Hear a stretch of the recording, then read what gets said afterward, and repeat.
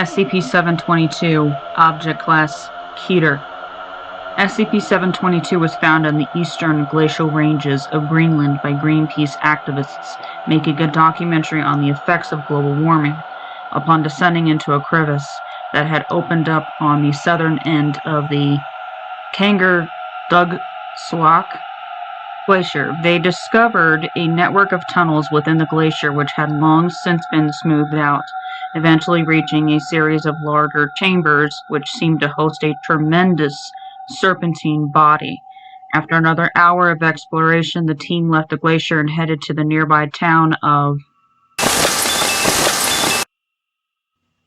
Within hours, most of the team felt symptoms of a wide array of sicknesses, resembling everything from swollen lymph nodes to fast necrosis of the skin.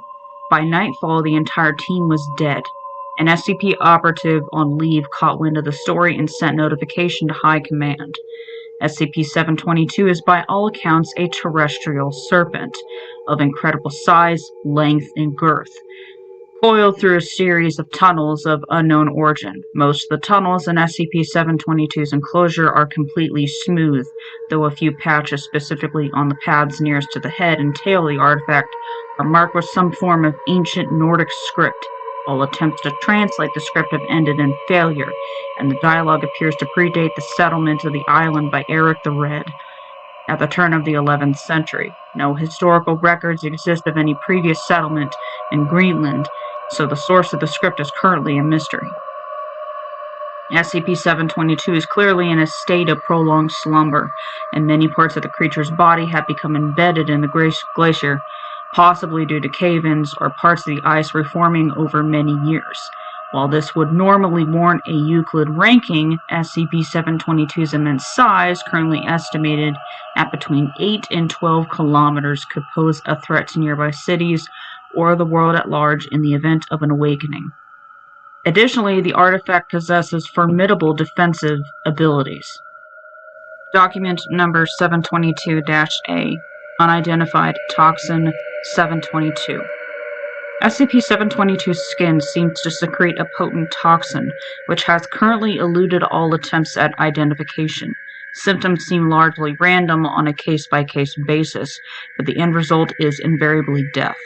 All attempts at synthesizing an antidote to date have failed. Harvesting the poison for sampling procedures or weaponization has also proved unsuccessful. The poison seems to deteriorate rapidly after leaving its host and is all but useless by the time it reaches our labs.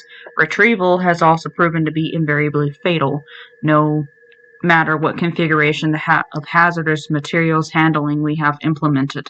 Given the loss of manpower and the extreme difficulty in obtaining more personnel given the range of this outpost, we recommend discontinuing any further testing. Document number 722-B. Defensive capabilities. Doctors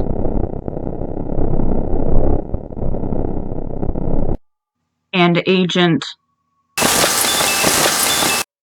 3-103-589 have all contributed the opinion that artifact SCP-722's poison is not defensive in nature but intended to be used as a weapon. This theory has begun to circulate based on report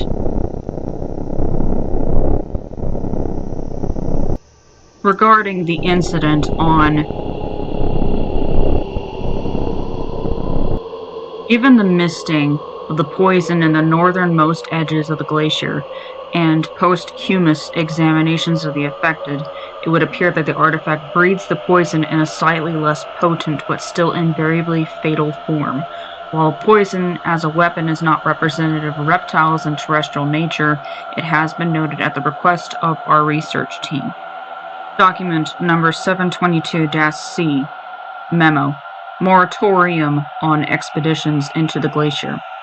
All forays into the glacier are forbidden, effective immediately, excepting the case of emergency maintenance.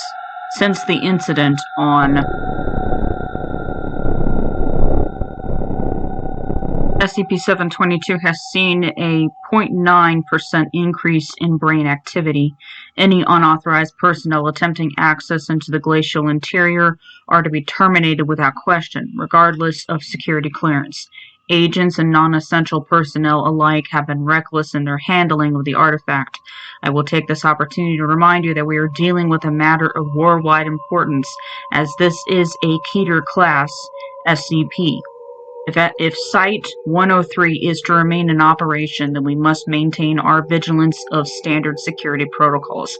My predecessor was removed from his position for a reason. Follow in his footsteps, and you will find yourselves in the same shoes as him. Brigadier General 4-103-002.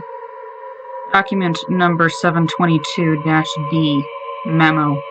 Proposed explanation for toxin. Dr.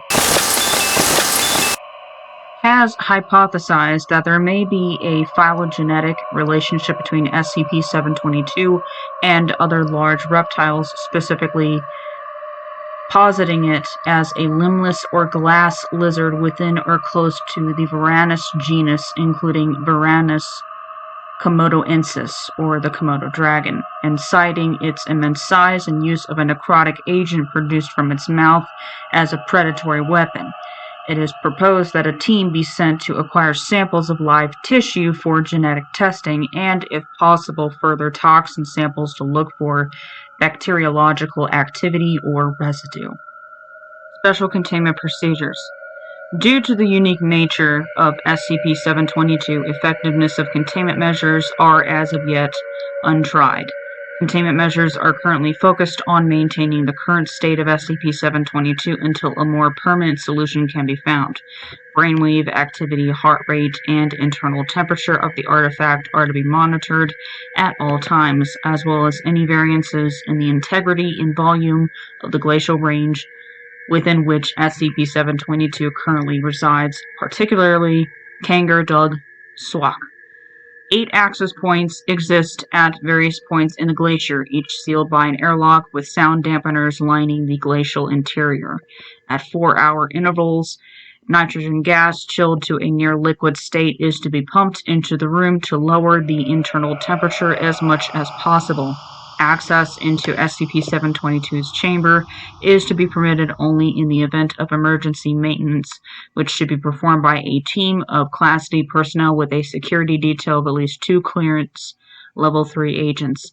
Anyone gaining entry into SCP-722's chamber is to be outfitted with a suit of high-extremity polar wear and a set of night vision goggles as the interior chamber is unlit. Security personnel should be outfitted with a silenced flechette pistol and take extreme caution in the event of its use. Should any personnel involved in a maintenance operation attempt to compromise the artifact in any way, they should be terminated with extreme prejudice, regardless of security clearance. Security personnel are required to report their status at 10-minute intervals. In the event of a lapse in reports, the interior chamber is to be flooded with nitrogen gas until no life forms are detected. All agents entering SCP-722's enclosure are advised to not make any attempt to touch the artifact as it is known to be extremely volatile. The far extremities of SCP-722 are to be avoided at all costs. In the event of contact with the artifact, agents are advised to immediately exit the enclosure and report to the base medic for detox.